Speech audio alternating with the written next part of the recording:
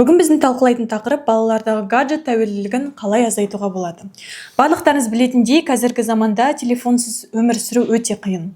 Байланыс, қоңыраулар, төлемдер болсын белсенді түрде телефон арқылы жүзеге асырылады. Алайда гаджеттердің пайдасы ол тек өмірді алмастырмайтын жағдайда ғана сезіледі.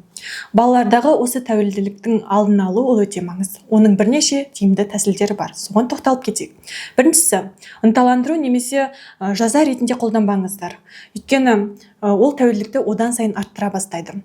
Мысалы, сен сабағыңды орындағаннан кейін ғана телефонды аласың. Немесе сен бүгін жазалысың, телефонды алмайсың дегенде, бала оны аса құнды зат ретінде қабылдап, одан сайын қалай бастайды.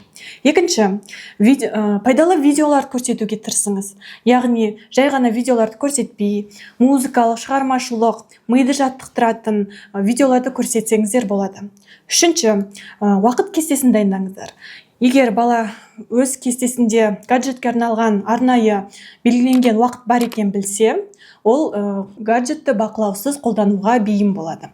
Ал сіздердің отбасыларыңызда гаджет тәуелділігін алдын алу үшін қандай тиімді тәсілдер қолданасыздар? Комментарияның астына жазып кетсеңіздер болады.